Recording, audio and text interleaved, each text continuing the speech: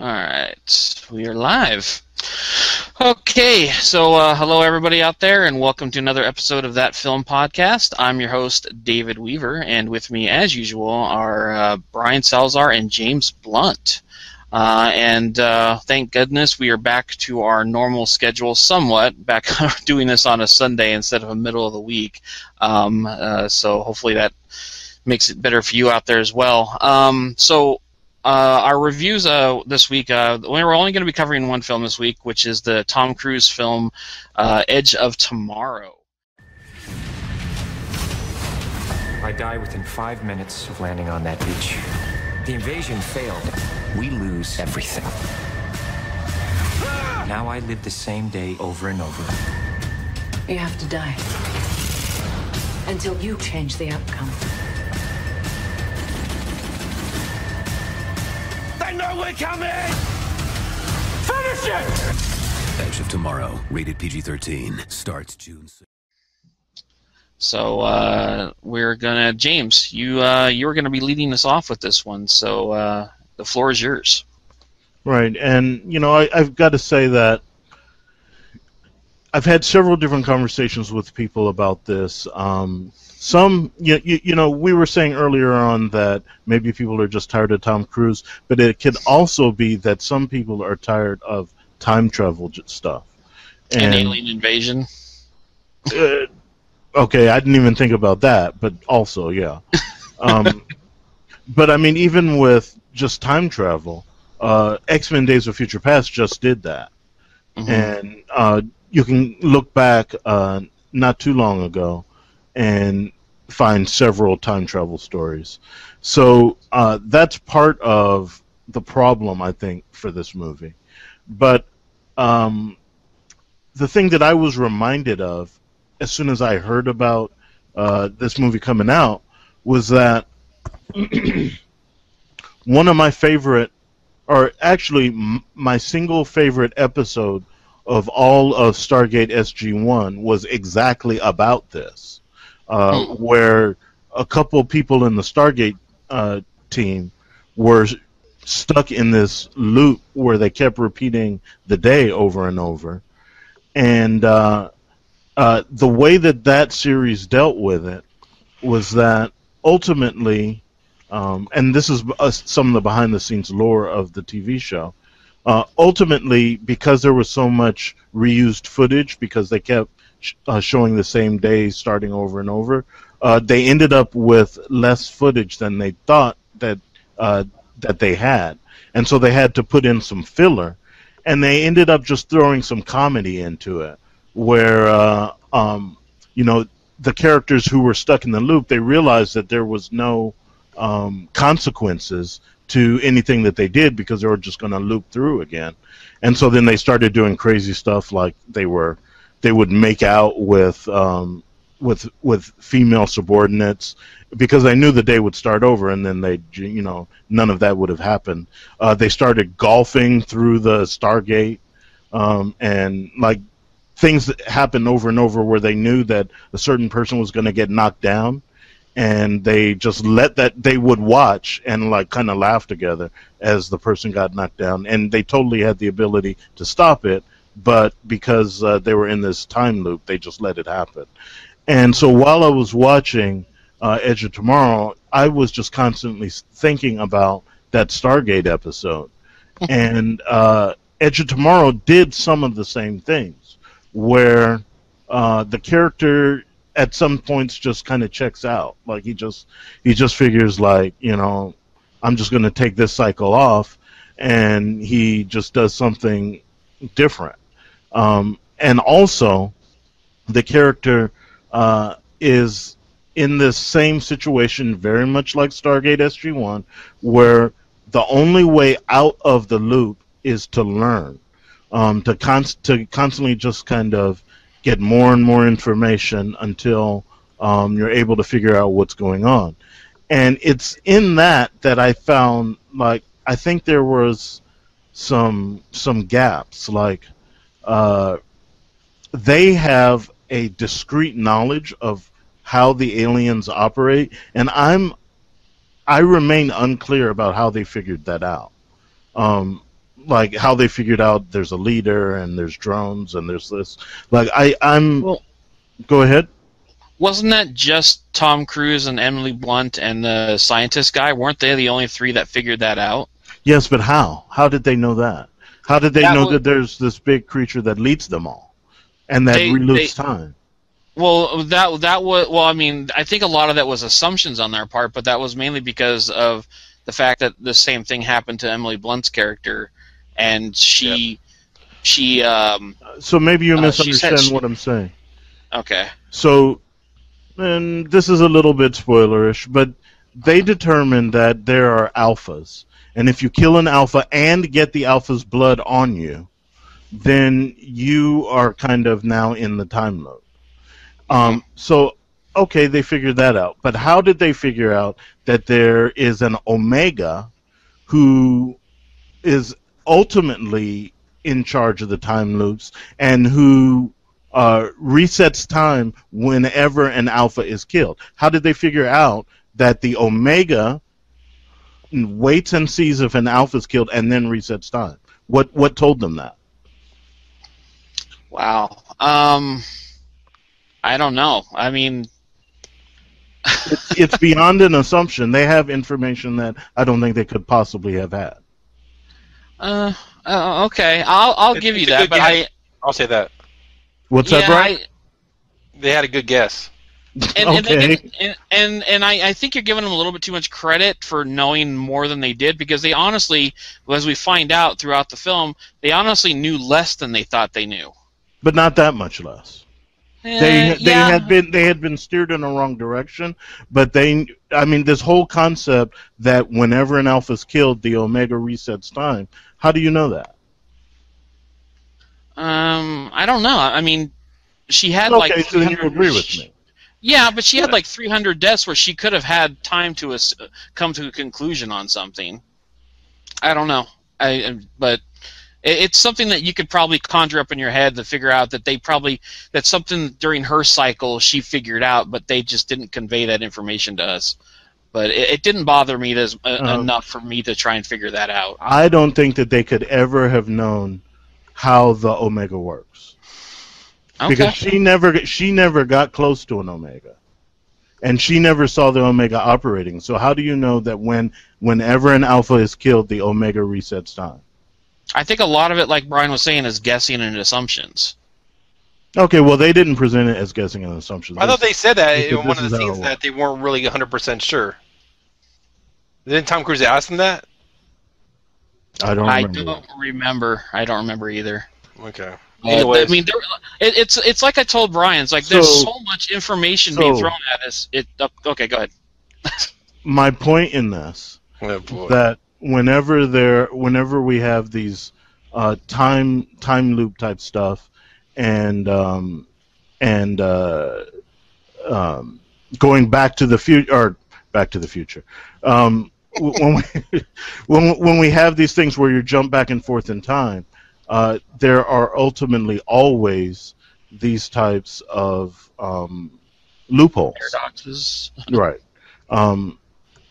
And so I try not to think too much about it.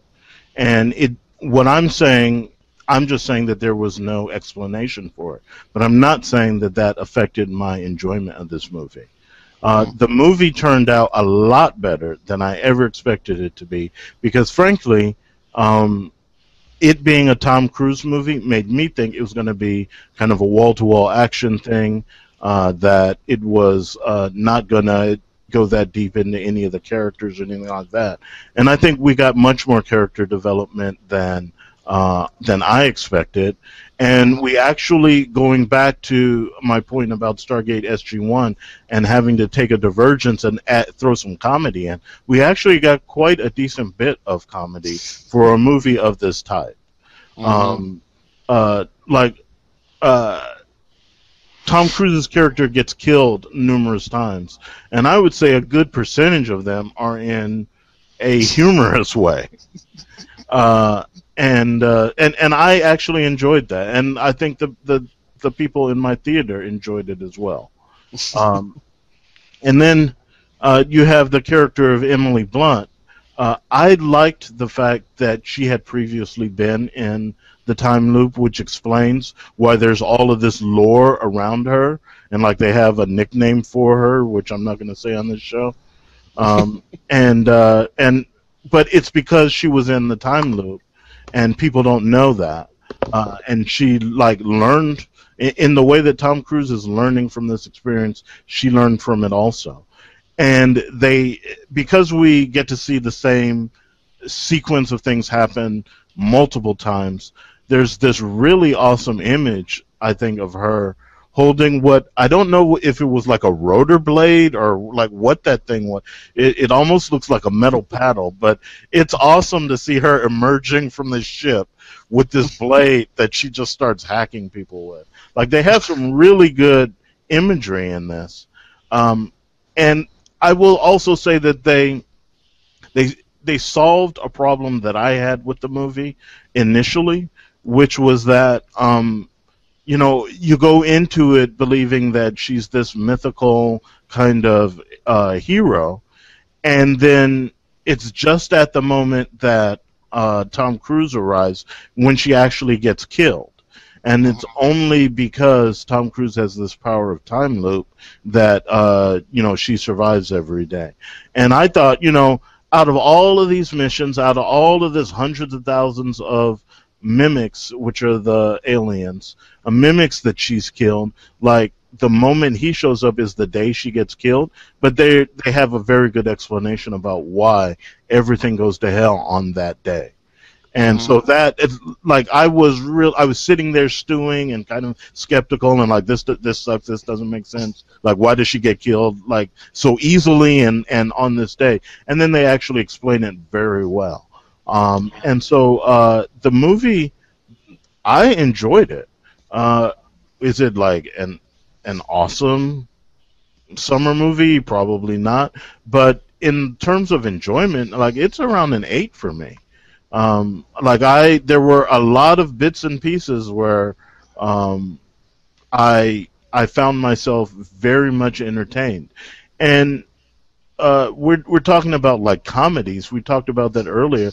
I laughed more in this than I've laughed in several quote unquote comedies.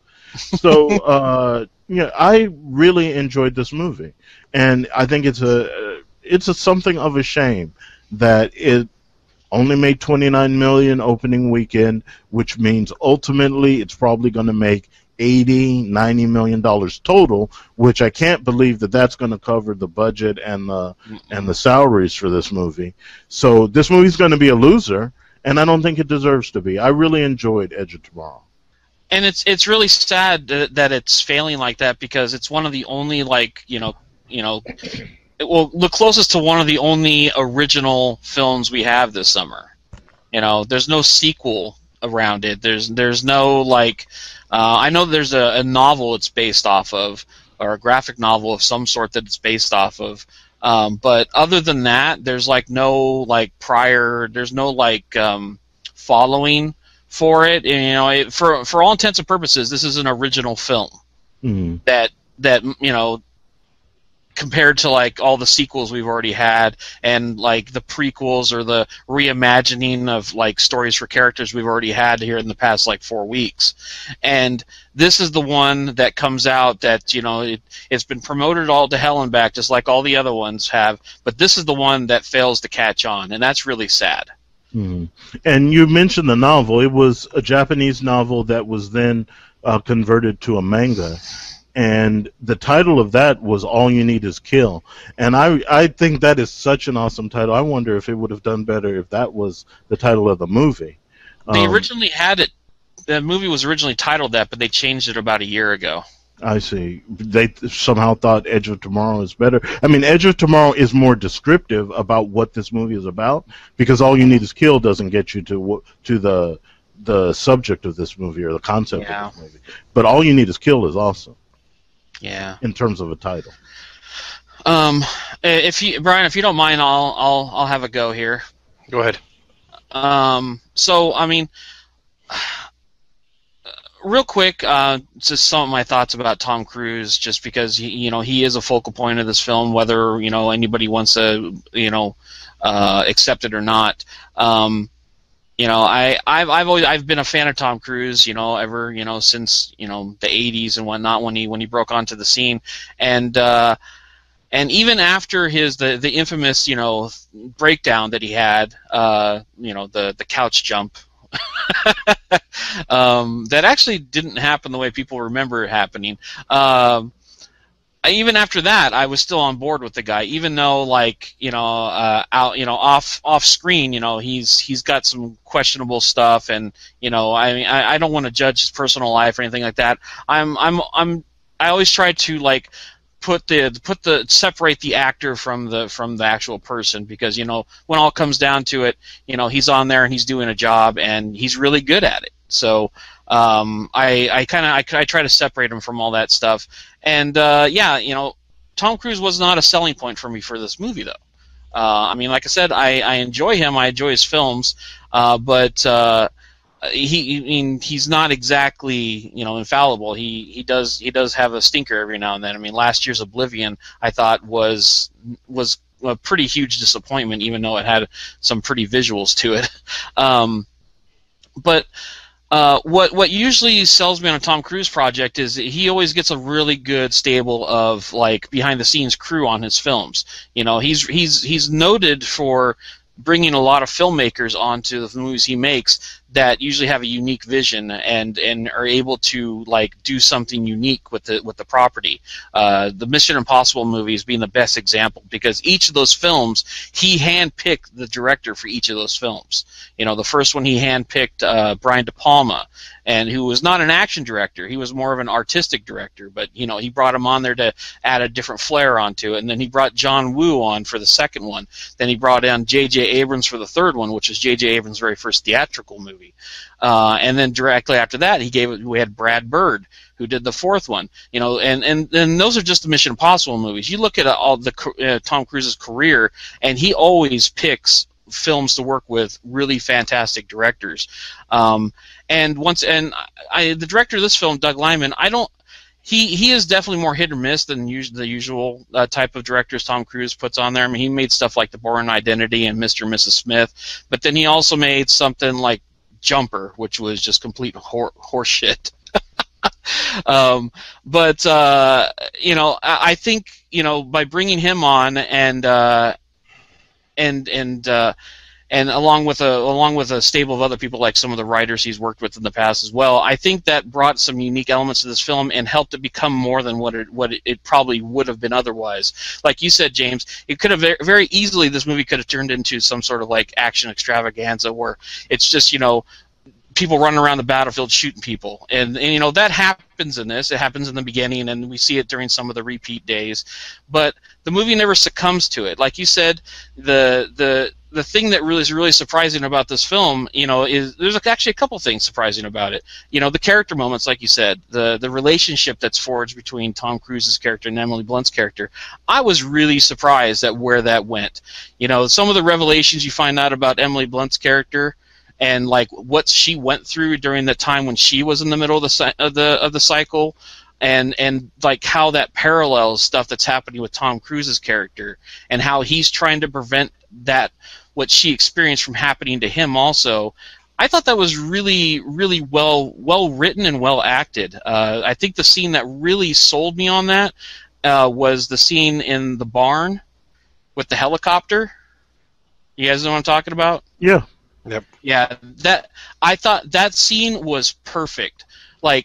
When he asked for the 3 sugars, or he mentioned the 3 sugars, and the look on her face, that epitomized the I don't want to use the word genius, because I think that's overselling this movie a bit, but the creativity that went into making this movie. Because even though we see the same day repeated over and over again, there's always new parts of the day we see throughout the film that we never saw before.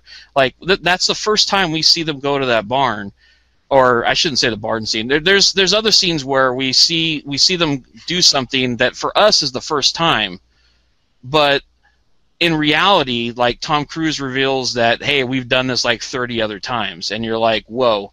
And the film, whoever did the editing on this film probably needs some degree of applause as well, because I can't imagine organizing these different repeating days and stuff and making it coherent like it is was an easy job, because like I said, it doesn't really follow a straight line narrative. Like you said, James, like there's moments where it just kind of goes off the rail. Like all of a sudden he's in a training montage, and then a moment later something happens and he's just kind of like done with it for a little bit, and he goes off to a bar. Right. And then all of a sudden, like directly after that scene, he's back out in the battlefield again. It really, and it moves at a breakneck pace as well. So you really have to kind of keep up with it. That's the point I was trying to make when I was talking about Stargate SG-1, where once they laid all the footage down, they were like, "Oh God, we're 15 minutes short." Yeah. It's just I was constantly surprised at this movie, and I was even more surprised at how well they covered their tracks. As I don't have any of the answers for the questions you asked, James. I really don't. But I think this movie did a really good job at covering its basis for trying to make this silly time travel premise plausible. You find out stuff about. Actually, I wrote some of it down here. Let me see here. 1 second here. They cover the basis on why he isn't able to transfer the power to somebody else. Mm-hmm. They cover why only Emily Blunt and the scientist guy are able to help him. They cover that stuff, and a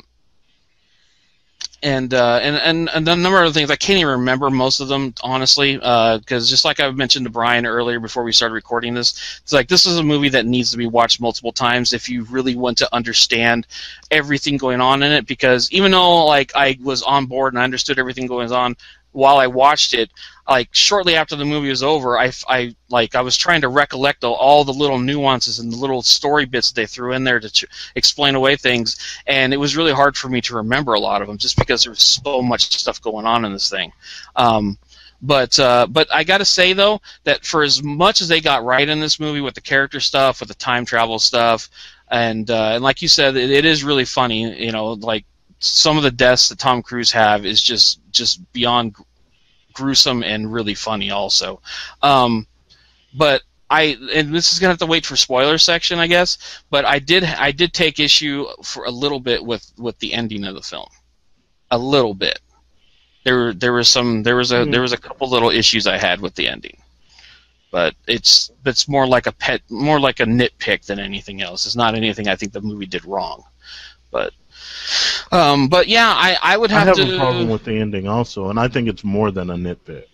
Okay, I think it's probably the same thing, I'm guessing, probably. But you're probably having a bigger deal with it than me, but yeah. But I'm going to wrap this up saying this movie has been labeled as Groundhog Day meets Independence Day. And even though it is like that on the surface, I think this movie is much, much better and goes much deeper than that description. And if you have any issue or qualms with Tom Cruise, I really suggest that you push that aside and you go out and check out this movie, because it's really good and it deserves your business.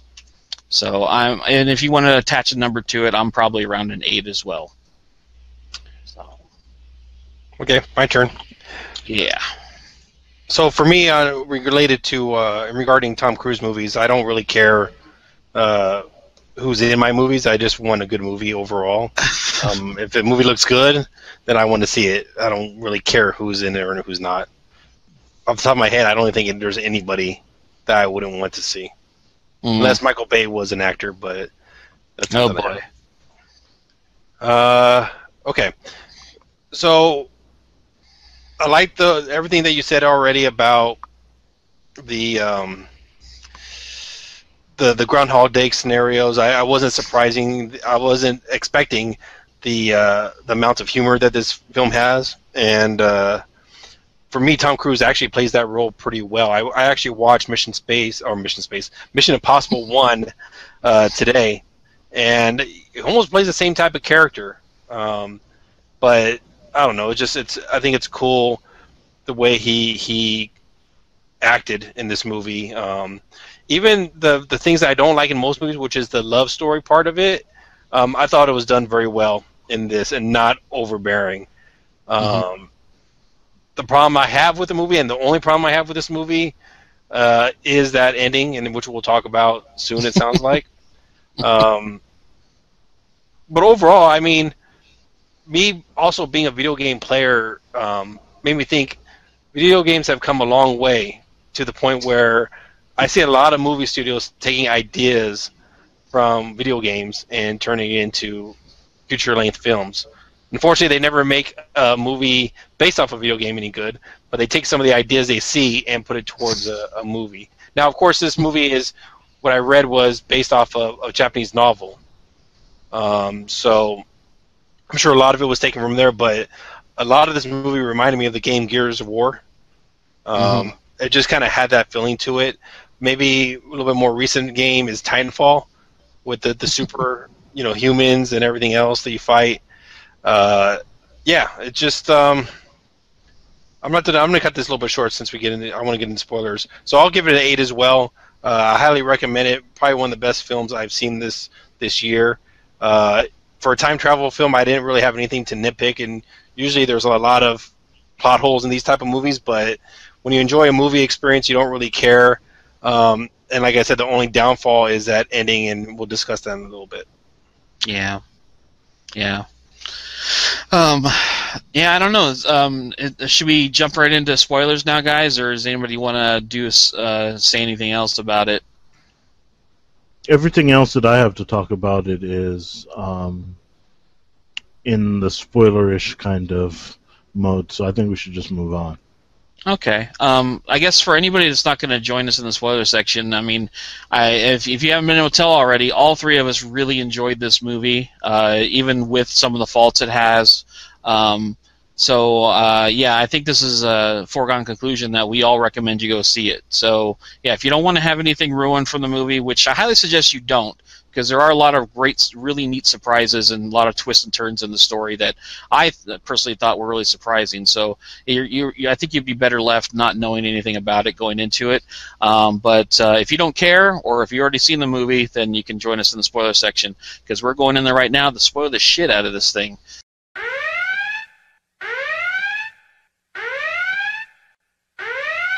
So, should we jump right into the ending? Well, I thought it was funny that he got ran over by the truck. Oh, that was one of the things I was alluding to. Yeah, my theater had an audible laugh. Like, everybody cracked up. And I think it was because the reaction Bill Paxton had, where he was kind of like a WTF. Like, why did this guy roll under the truck? Yeah, Bill Paxton was awesome in this movie. I just thought it kind of livened up the situation that we were watching once that scene happened, because it seemed kind of run of the mill up to that point, and then you're like, oh, that's kind of different. And I loved how they edited the movie where it didn't get tiring of them going back and forth. It was interesting every time that would happen. Yeah, because they didn't really linger on one section of the day for too long. They always moved off to something new that you'd never seen before. Yeah, like when they're in that RV or that truck carrying the van in the back. I thought it was cool that you really didn't know how far this was going to go. And he was just kind of bringing up things that was already discussed. And it's funny because there's a lot of scenes where he's like, okay, I already been through this. Let's just get to the point. The next part.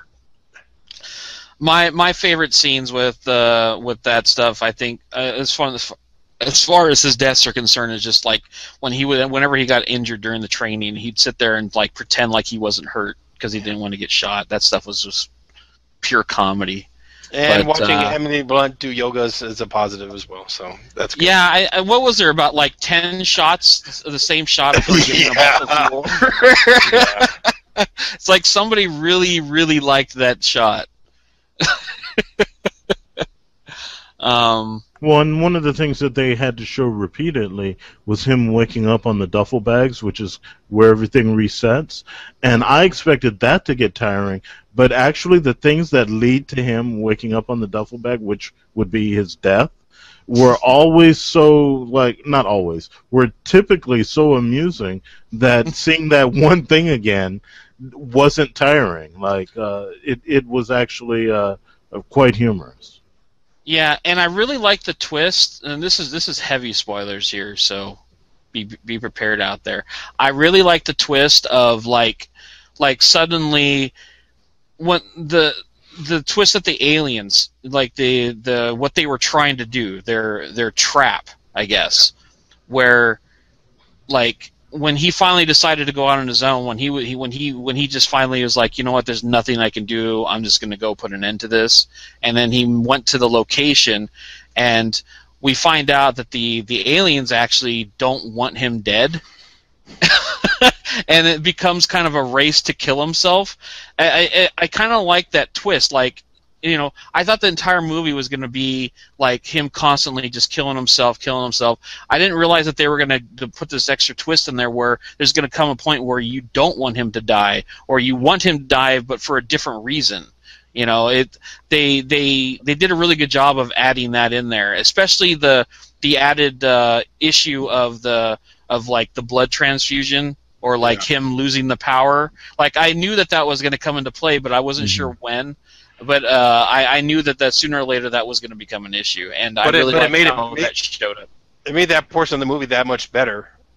You know, as much stuff he's been through, and then come to that point, you're like, everyone in my audience was like, "Oh no!" Yeah, as soon as he passed out, right? Yeah. Yeah, you're like, "Oh no." And I honestly, okay, this is going to lead into the ending, I guess, unless somebody else brings up something else. But from that point, I was in the back of my head, I'm like, okay, there's only going to be two outcomes. One, they're going to kill everybody, or two, they're going to cop out and make everybody alive. And when they went in and they recruited the soldiers from J Squad, I think is what they were called, and they went out on their night mission. Like, and as soon as they started dropping like flies, I started fearing that that something was gonna happen, that these guys were not gonna stay dead. And the closer it got to the end of the movie, the more that fear became a reality. And I don't know. Did you guys have that same fear? Okay, well, what I thought was going to happen in the movie, and I'm only talking about the battle scene, not the final scene part, the very battle part at the end, I thought what was going to happen was they were going to go to this location where the pyramid was at, or whatever that was called. The Louvre. The Louvre. And basically, huh? The Louvre. Oh, God, let's move on. Louvre, too? The luge. The luge? What is it called? Gosh. Oh, well, we got a title for the episode. Lube? Oh. The lube. Wait, how do you spell it? Oh, it's a French word, so it's all messed up. Isn't it like... Yeah, there you go. Okay, whatever, that pyramid thing. So, what I thought was going to happen was, since that original crew left the base, and pretty much most of them died at that point, I thought that would signify that, okay, something's going on over here. Let's our military look and see what's going on, and then all the military would head over there instead of going through the D-Day scenario. That's what I thought was going to happen. But it didn't happen that way. Speaking of that, did either of you have an issue at all with the general, like, not believing Tom Cruise and Emily Blunt? That, like, I mean, he has a history with Emily Blunt's character telling him the same shit, and now, like, however much later, now Tom Cruise is saying the same shit, and she's right there with him. Like, did either of you have an issue? I kept one. I mean, how thick-headed could the guy be? The main issue I had was, I don't understand even why he was put in that scenario to begin with, Tom Cruise.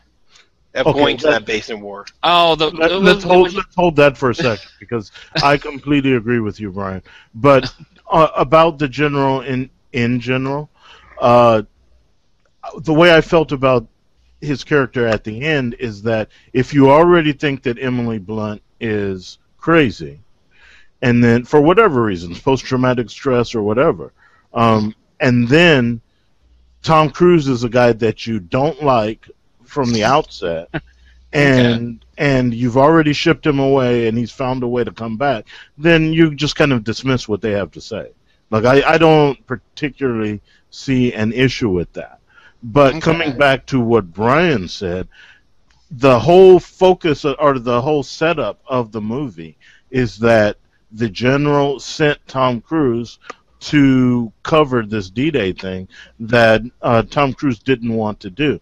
He wasn't a soldier, and he was more of a talking mouthpiece, I guess. Right, and what was the issue that the general... Like, it seemed like the general had some kind of beef with Tom Cruise, and I didn't understand what that beef was. Well, I think Tom Cruise was threatening, like, blackmailing him about, like, only afterwards. Well, yeah, afterwards, yeah. But before that, he was ordering Tom Cruise to the front line. Why? Because I think he expected Tom Cruise, you know, since that was his job, that he would be the best man to go onto the field to cover whatever he wanted to cover his ass. That makes no sense. I don't know. That's what I got from it. I'm not saying it makes any sense, but that's what I got from. He wanted him to go onto the beach like a news reporter, right, to report on stuff. I thought, and Tom Cruise said, "I don't want to do that," and then he got all took offense and said, "I don't get that." Yeah, the one thing I thought was happening was they knew what was going to happen to him eventually, and they needed him over there. But I don't see that. No, I know that, but I'm just saying originally when the movie was started, and it seemed like he was being forced to go, I thought they knew something in the background that he was going to get the blood and end up saving the day for everybody. But then they kind of changed that. I don't see that at all. But I mean, the way I see it is if just take a reporter from today. I don't even know who the major reporters are today. So I'll take one from yesterday, like Tom Brokaw. If Tom Brokaw got called into a general's office and said, "I'm putting you on the front line of this brutal war," Tom Brokaw is going to say, "Screw you! I'm not doing that." And so I don't see what the big issue with Tom Cruise was. I think it's because Tom Cruise was, like Brian said, he was the face man for the war. He was the recruiter. He was the one that got everybody to sign up. But the way you do it is like the first several waves go in, and then you send the reporter in, and he's on the front line, but he's not like in the first plane that goes out. Yeah, I don't know. I mean, there is some level of protection of him. I'm a little bit foggy on their whole conversation, to be honest. I would have to watch it another time, right? Yeah. I can't say one way or the other, but I will concede to the fact that, at least to now, to say that, there was definitely something off about what was going on between the two of them in that first meeting. So I was, because that seemed irrational, I was always waiting for something to come out of that, and nothing ever did. Okay. It's just like he had some hate of Tom Cruise that was never explained, and he wanted to put him on the front line, and they didn't explain any further than that. Yeah, I'm not entirely sure. I'm not sure. All right, let's talk about the final part. Well, before we go to the final part, I thought it was interesting how the scene where they're with Emily Blunt and Tom Cruise are with the general, and they get him to take that device out of the safe. Mm-hmm. I wondered immediately why they didn't try to use the device right there. And I mean, I guess if that had been a day that Tom Cruise had lived over and over, maybe they would have gotten to that. But the fact that they tried to drive away with it and all of that, it seemed really, and he was trying to use the machine while they were in the car and all that seemed really weird to me. Well, I think you could say, though, that regardless of when he would have used it, they would have still had to get out of there. Or she would have shot him. See, I don't know that. I don't know that, because What if they use the machine right there with the general, and he has the visions, and he tells the general, the Omega is in the Louvre. Then the general can, I mean, whether or not he's going to follow through, but he has the decision to make about whether or not to try to bomb the Louvre. And then the movie's over. Like, you can end it there. Maybe. Yeah, I'm not sure. I mean, they could have won. They could have won certainly about. not going to end that way, but I'm saying as a character, that would be my motivation, is to give the general the information that he needs to win the war. Well, I was going to say, it's like, if you want to be on his best side, you would, after Tom Cruise sees the vision, Emily Blunt shoots him, he goes back there the next day without forcing his way in there like he did. What do you mean without forcing his way in? Yeah, well, I mean, without going in there and putting him at gunpoint. Like, send Emily Blunt's character in there to tell him, like, hey, this is where we need to strike. I see. But we've already established that he thinks Emily Blunt's crazy. Yeah, I don't know. I don't know. I mean, I feel like doing the demonstration in front of the general is more compelling than just telling him information. True. He wanted a cool car chasing. Didn't last for long. And certainly we had to have the thing where Tom Cruise got the transfusion. Yeah. So, okay. So, yeah, the finale. They needed to all die and save the world. That was what I was hoping that they were going to do that, but I don't know. All I know is what happened was what I was hoping wouldn't happen. Mm-hmm. It smells like movie studio got nervous and scared and said, no, we needed to have a happy ending. Yeah. And they didn't just have a happy ending. They had, like, a miraculous ending. Like, that made no sense. They had an X-Men Days of Future Past ending. Yeah, they had a, like, you know, it almost was like there never was a war ending. Or there never was that big battle. I mean, I think the way to end it would have been everything that happened where Tom Cruise blew up the thing, and then that whole thing where we have the press conference, that's the day after. That's like, or, you know, that's the day that they did the D-Day thing. Like, because at that point, all of the creatures would have been dead when they tried to do the D-Day, and the general can still claim this miraculous victory, but Emily Blunt and Tom Cruise are dead. Yeah, that's what I was expecting. Like, the scene, like, we would actually see them raid the beach again, but when they got to the beach, they saw all the creatures were dead. Everything's dead, exactly. Yeah. It didn't make any sense that they rewound time, reset time again, but yet something that happened in the future now actually did happen, but it happened before he reset. It's weird. It's really kind of, it's like they chose, like, some of the stuff that happened still stuck, but some of, like, their deaths didn't stick. It's really weird. It's like, yeah, they wanted to have everything perfect. They wanted the aliens to be dead, and they wanted everybody to be alive. And I think that was the wrong way to end this movie.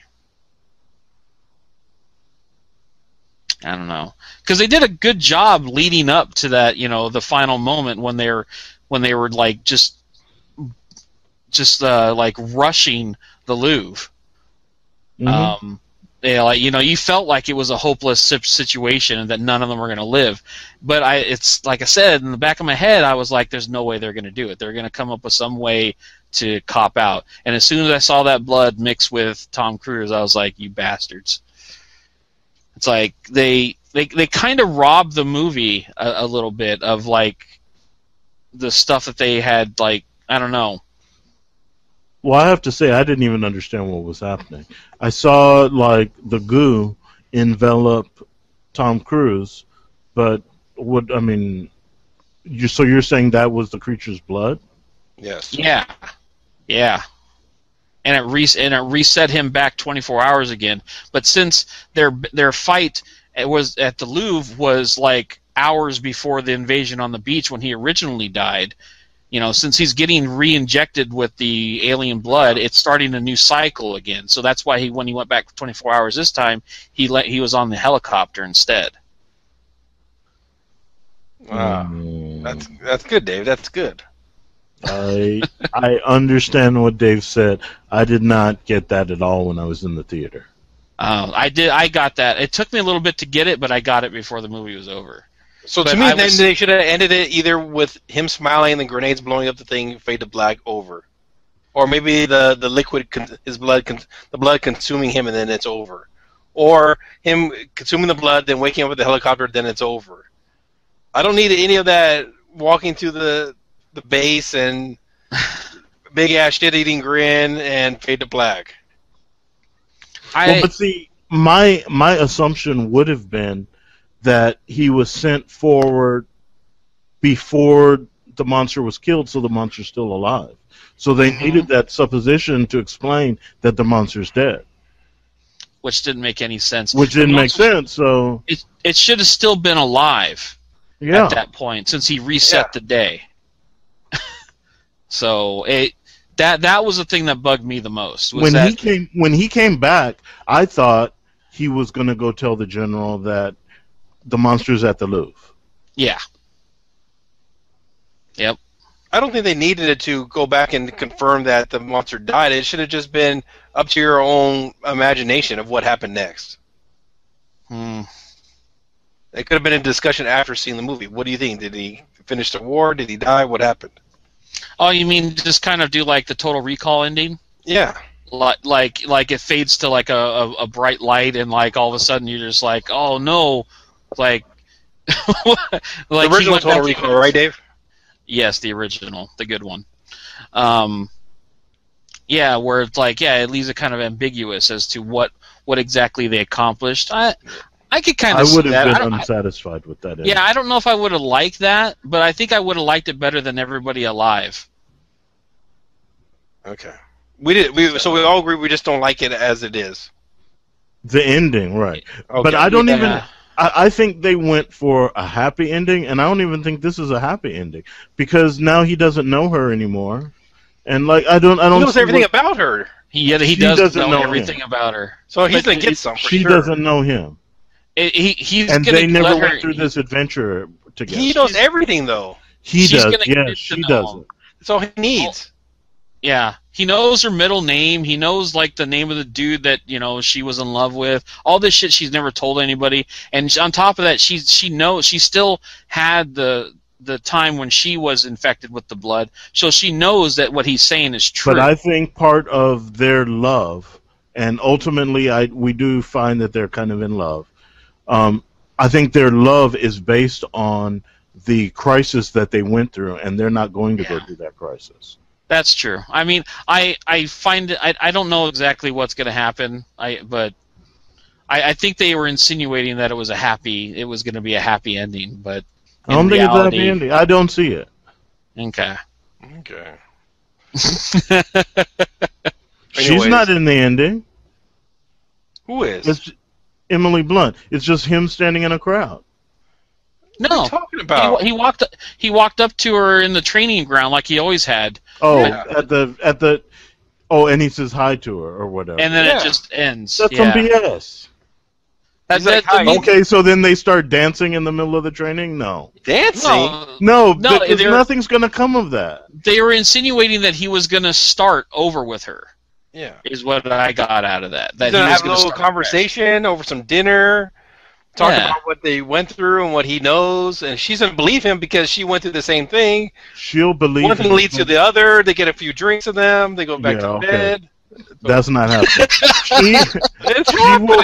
She will believe him, but there won't be that connection. Is that going to be the shared experience? What's the name of that? Those videos? How it should have ended? There you go. Is that going to be it? Like Tom Cruise whining and dining her? Yes. It's not going to happen. And then have a snack with Batman and Superman. Awesome. So Oblivion did better than this movie, right? Financially? So far. It had a better opening. Was Oblivion in the summer, or was it like in fall or something? Nah, it was like a April release, I think. Maybe that's what they needed to do with this movie then. Maybe. I don't know. They definitely picked the wrong time to release it, though. Anybody seen the 3D? I saw it in 3D. Oh. And James? It had good 3D. Because of the war scenes and because of the training ground scene with those spinners that go all over the field, there was a lot of 3D elements in this movie. It was a decent 3D movie. I mean, it's not like it makes or breaks the movie. It doesn't change anything. But there is some 3D footage, so that's good. Okay. So Oblivion opened at 37 million.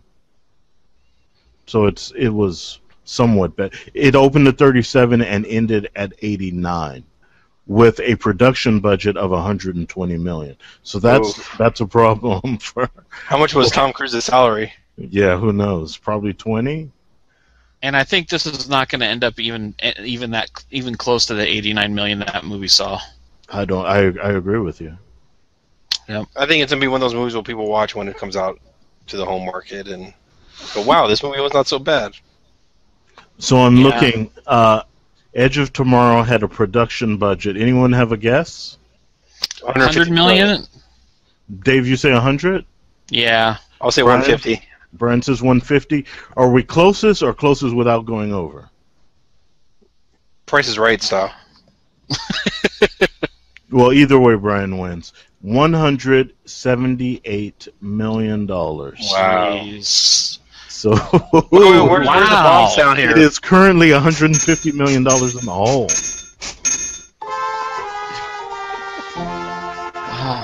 That's. I mean, the movie had some really good effects, but man, that's How much is Tom Cruise's salary and Emily Blunt's salary? Right. And Well, I don't think Emily Blunt charges that much just yet for her roles. But Tom Cruise is definitely a big chunk of that. Wow, 107. That's all right. So in movies next week, 22 Jump Street and How to Train Your Dragon Part 2. And I'm planning on seeing both of those. What was that, Brian? I will be seeing both. Yeah. And going like this. And sometime this week, I'm going to be seeing How to Train Your Dragon Part 1 for the very first time. You're an idiot. Why was it an idiot? How come you haven't seen it yet? It came out at a time where I don't know. I remember when it came out, like I How heard much good things you need about it. people to say that's a good movie? I don't know. Damn, James, you're being mean today. Cutting people Yeah. off. When do I cut Getting in their anybody off? business. He's starting his job tomorrow, and all you can think about why haven't you seen How to Train Your Dragon? And probably the same reason why other people haven't seen Raid yet. Oh, yeah. Or Ray 2. Hello, James? I actually gave that some thought. I don't know if I'm ready. What's that sound effect? That's like impending doom. Oh, I see. What is that, the Inception soundtrack? Oh, yeah, that's right. There you go. I don't know So what I just saw Inception Planet of the is. Apes. Yeah, it was good too. Well, at least you're catching up. Like I said, I'm not sure if I'm ready to see Raid. The Game of Thrones last week really it disturbed me. I'm Oh my god. I'm more squeamish than you guys. That was pretty nasty. So you're good with this episode then? This episode you- wasn't as graphic. You didn't mind the hammer? There's a head chopped off. And a hammer. And a boy using arrows. It wasn't as graphic as someone taking their bare hands and squashing a human face with it until like it shreds.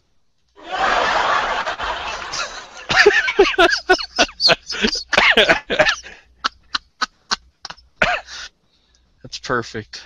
He knocked out his teeth and popped his skull.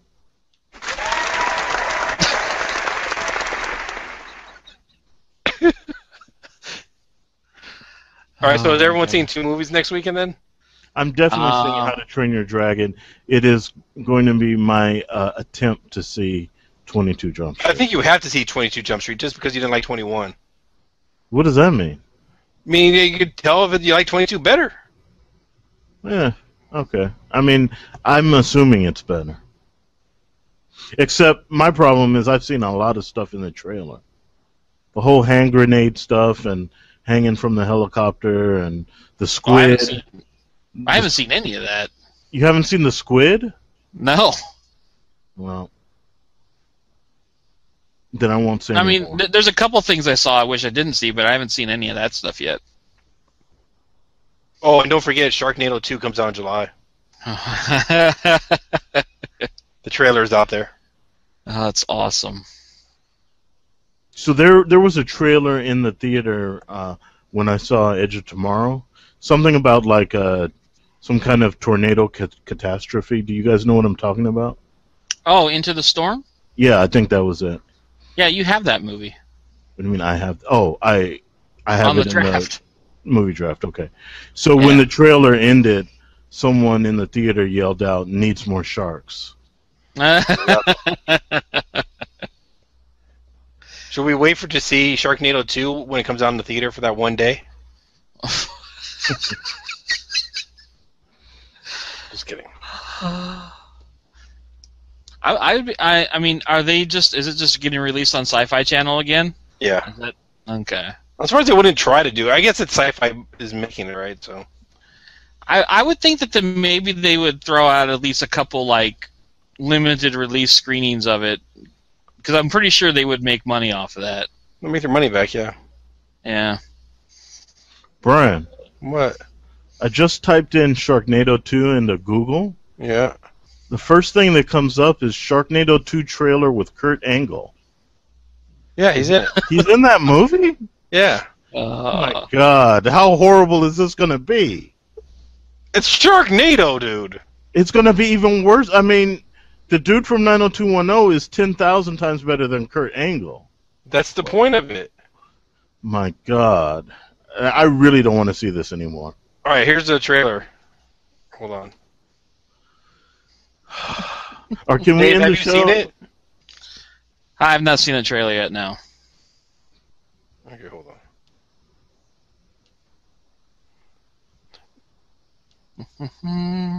All right, I sent it. Let me know if you guys get it. You sent it to what? To this. To the chat? Yeah. Oh, it just Look on the very bottom of that link. It just. Oh yeah, I see it. I see it. That's it. Bigger, bolder, even more ridiculous. God, Tara Reid's in it still?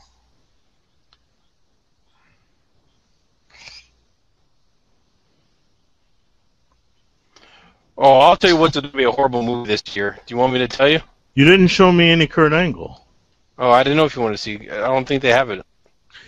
I just told you the trailer says the link. No one says, knows who Kurt Angle is. Who's listening to this? Anyways, The Rock's Hercules might be a huge bomb this year. I believe that. Because I hear almost groans when they show that trailer. It's because Brett Ratner did it. You know, the guy that made X-Men Last Stand. Oh boy. So. And does anybody else think it's weird that he kills this giant lion and puts his head on his own head, but the lion head is much smaller than the big dragon he killed? Or yeah. Anyways. The thing that really makes me sad when I see that trailer is when he yells out, "My name is Hercules." It sounds really weak. Yeah. It I don't know. There's something off there. And they're releasing trailer after trailer too. It's totally off because Hercules is supposed to be a god, and he doesn't seem anything like a god in that. Yeah. And Brian, Kurt Angle is in that trailer you sent me. Oh yes. He's at the 3-second mark. Oh my! 3 second and ends at the 4 second. Yes, or it probably ends at the 3 second. I'll give him some time. 3 second. Shit. Yes. Hold on, let me pay attention. Oh wow! Okay.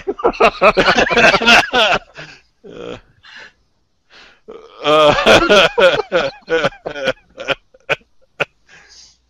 is that where he got injured at? Who knows? Oh God. Okay, let's end this. Dave doesn't hear us. Yeah, I hear you. Okay. Yeah, we'll end this now. Yeah, like Brian said, next week, How to Train Your Dragon Part 2 and 22 Jump Street. And in the meantime, you can always visit our website at lightsremoteaction.com.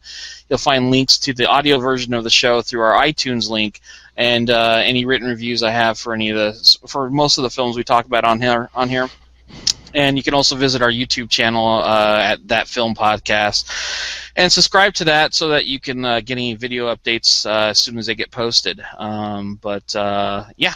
And also, I should mention for anybody out there watching the video portion of the show, directly after this video ends, you'll see a few links on there as well that'll direct you to all the same stuff that I just mentioned. So you can just click on those to go to whatever you want to. But in any case, that's it for us. We're out of here. We'll be back with more reviews for you. So until then, everybody out there, take care. Have a good week.